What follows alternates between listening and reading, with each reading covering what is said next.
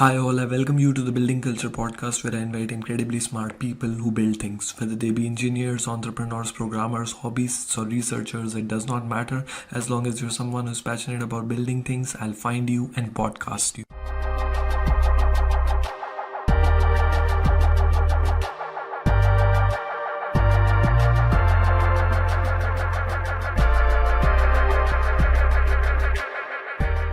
Hi all, I want to take a brief moment to thank you all personally for supporting this podcast on YouTube and on all major podcast platforms, including Google Podcasts and Spotify. The podcast mainly features interesting people in robotics, artificial intelligence, and entrepreneurship. If you believe that the information that I'm providing might be of benefit to you or to someone you know, it would be really great if you could hit the subscribe button and press the notification icon so that you can get notified on time whenever the next part is out.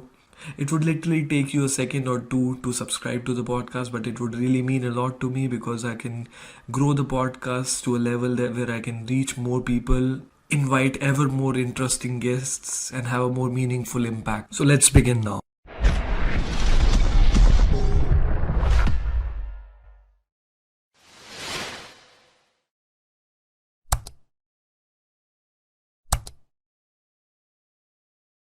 So, in today's episode, we have the pleasure of having with us the co founder of Fizyr, which aims to offer computer vision and software solutions for robots in unstructured logistical environments. Some of the applications include item processing, parcel handling, and depalletization, just to name a few.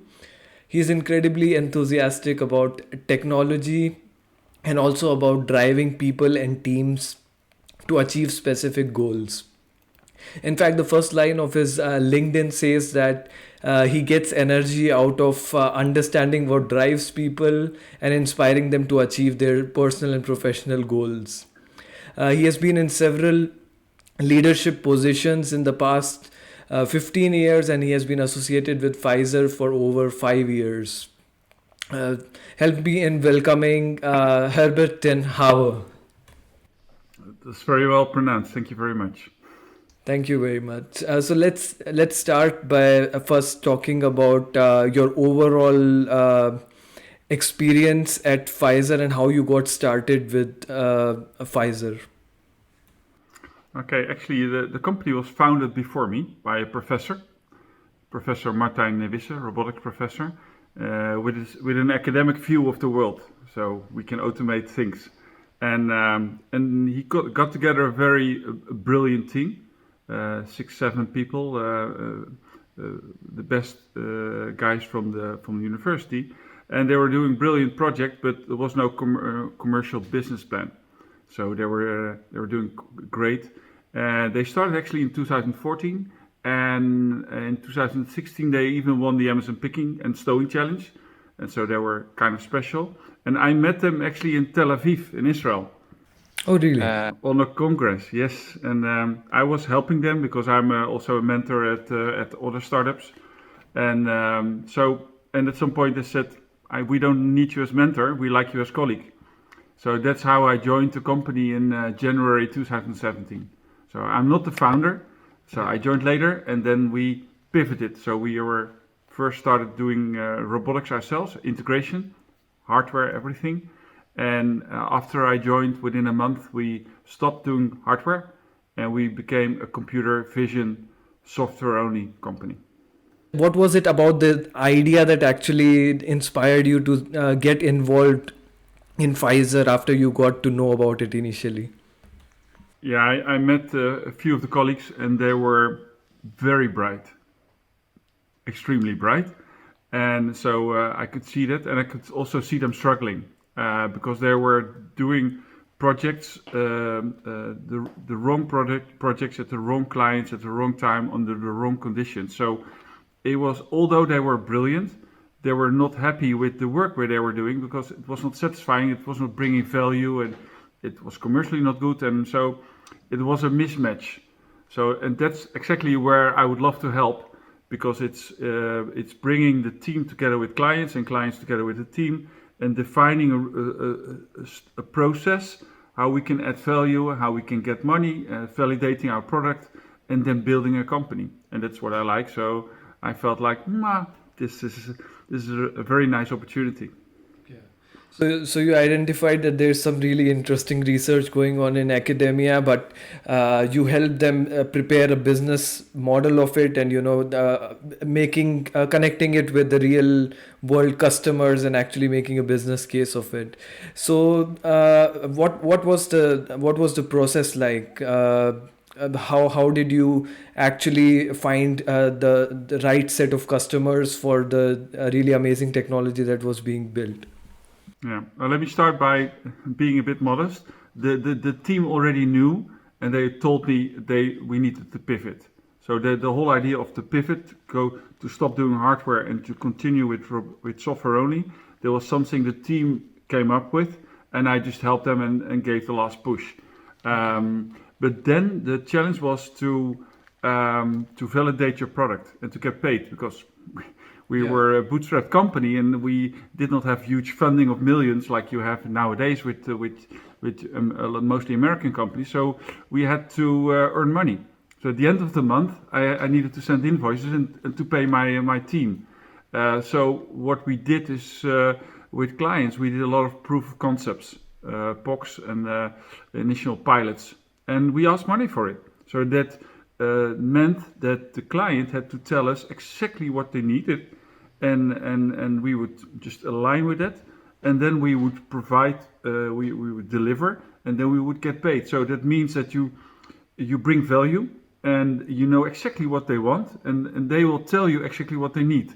So by just asking money in this early stage, you will learn a lot.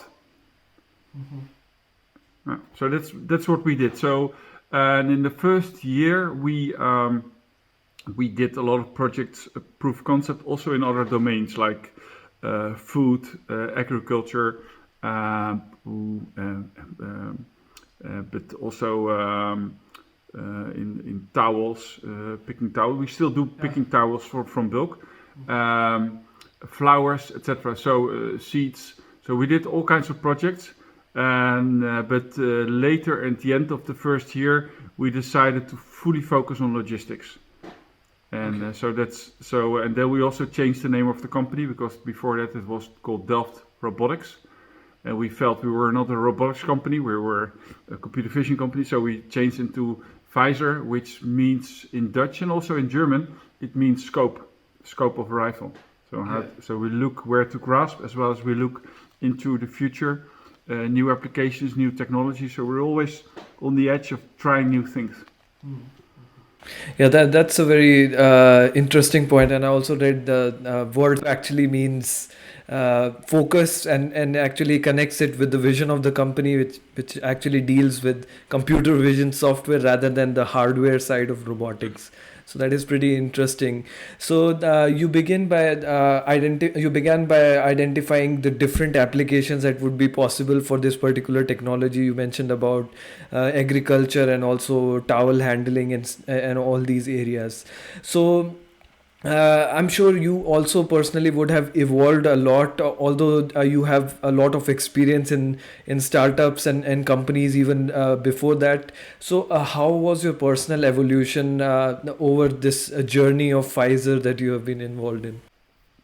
Well, that's a lot. First of all, as a spin-off of the university, it was tough because the company was already there and had already contracts with third parties. So we had to deal with that, and also to if you pivot the company, you also need other people. So you don't need your mechanical engineer anymore, or your robotics engineer. So you need computer vision people, you need software development people. So there was it's tough, and it went okay, but you need to change the team. So that's one of the first things. But also, you can be good at technology. You can be also at some point be good at commerce, but you need a third pillar, which is legal.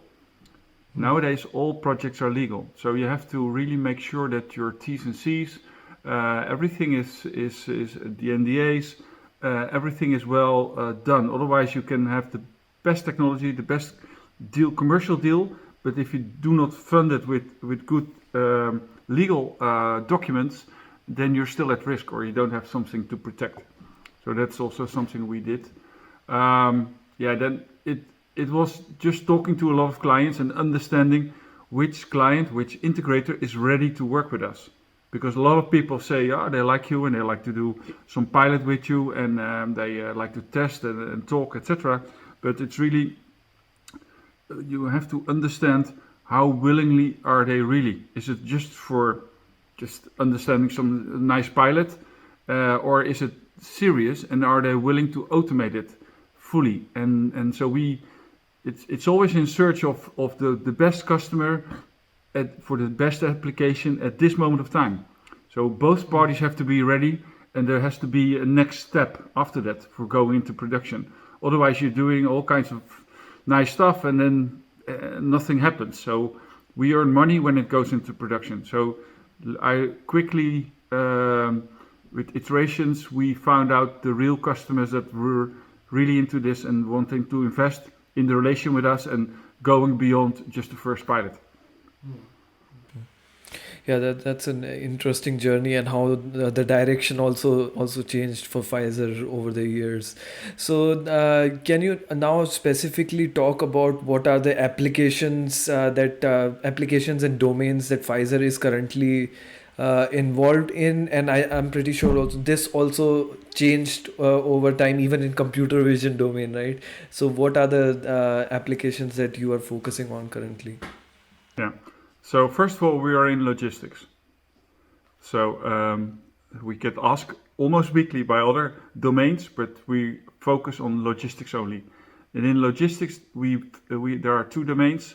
One is order fulfillment, e-fulfillment. So it's item picking, order picking, piece picking, which is, for instance, groceries or apparel. So that's one domain.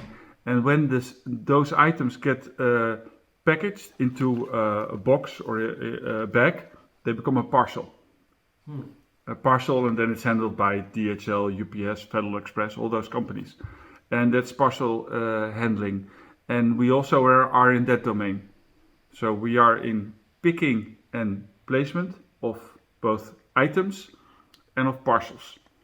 And the smallest could be a USB stick, let's say very small, or a very small envelope.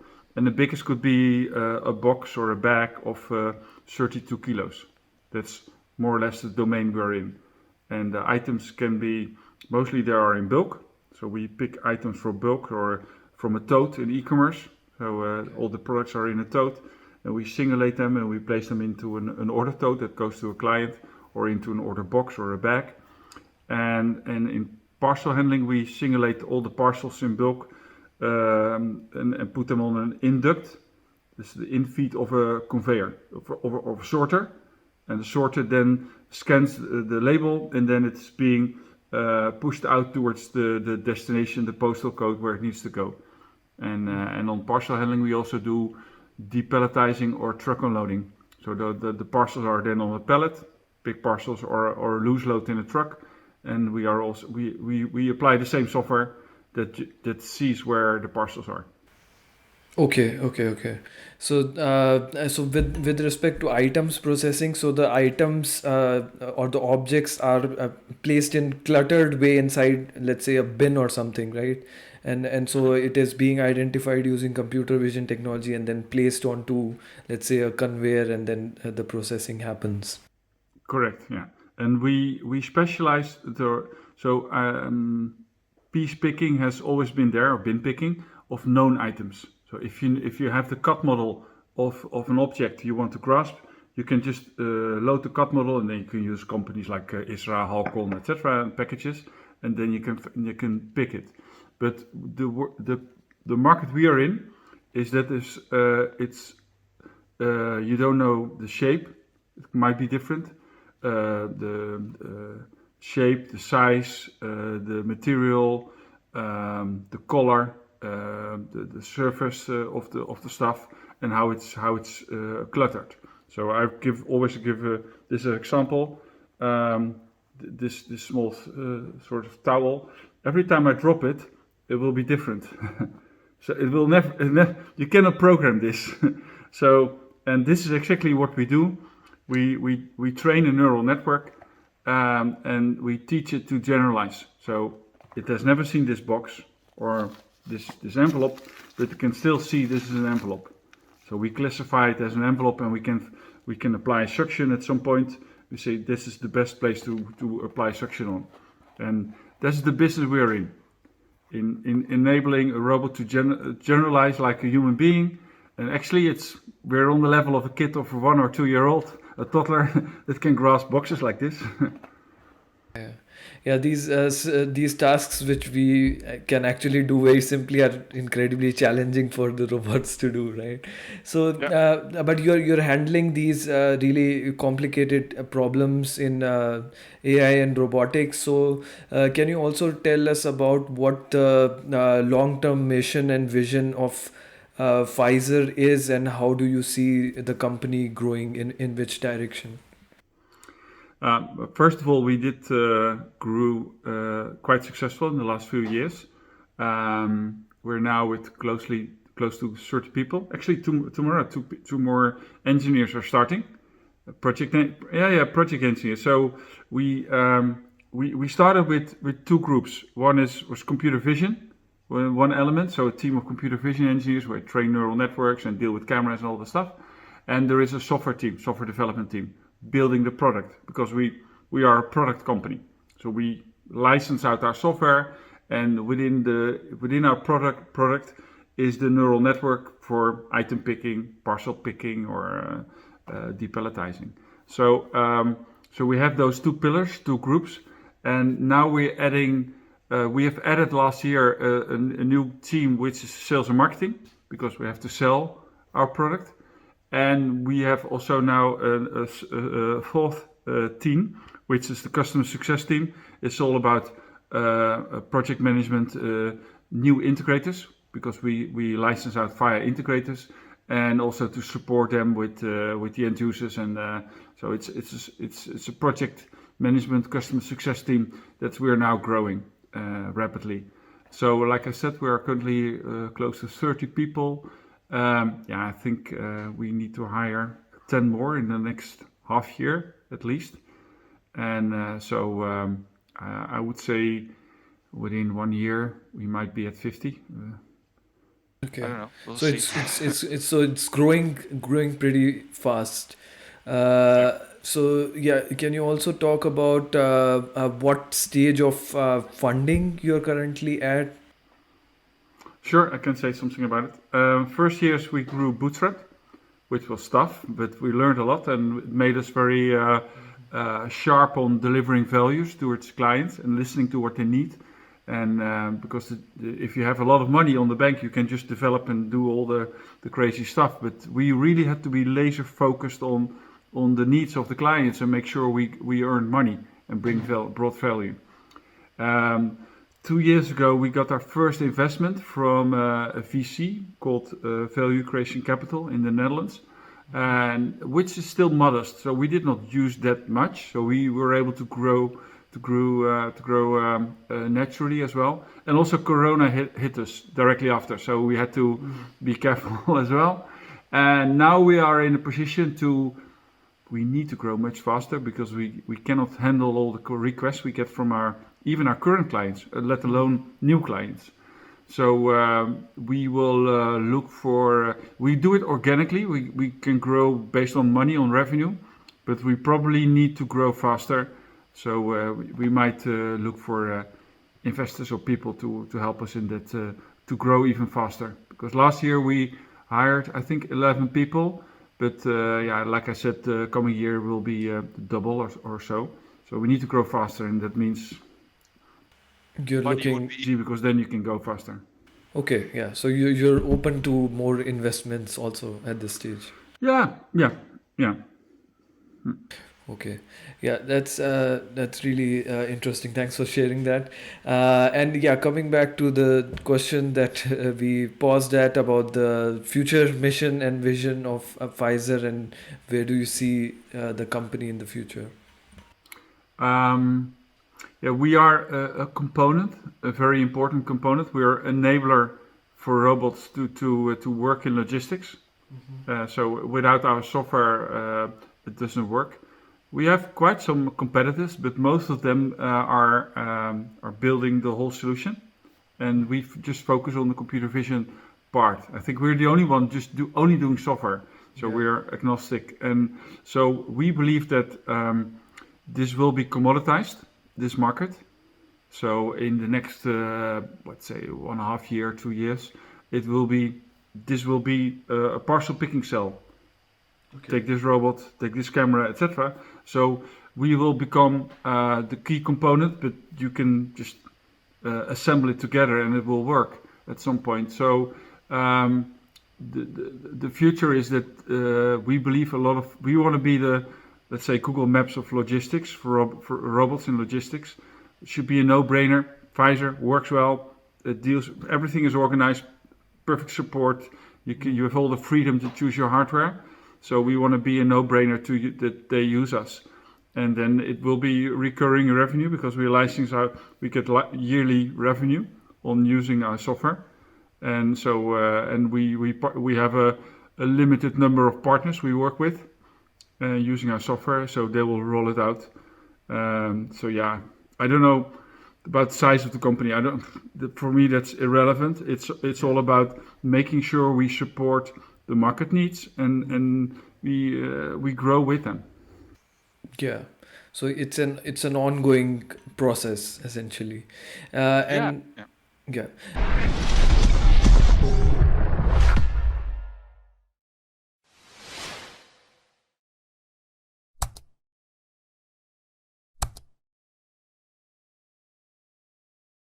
Hey guys, I really hope that you enjoyed this particular conversation and it helped you in some way, shape or form. If it did, make sure to hit the subscribe button and the notification icon or the bell icon so that you can get notified on time whenever the next part is out. Also, it would be really great if you could give me your feedback in the comments below. That would really help me improve. I'm uploading small clips of the long podcasts on a regular basis on platforms like LinkedIn, Facebook and Instagram, so make sure to follow me on these platforms if you're someone who cannot take out time for the long episodes. The podcasts are also available on all major podcast platforms including Spotify and Google Podcasts.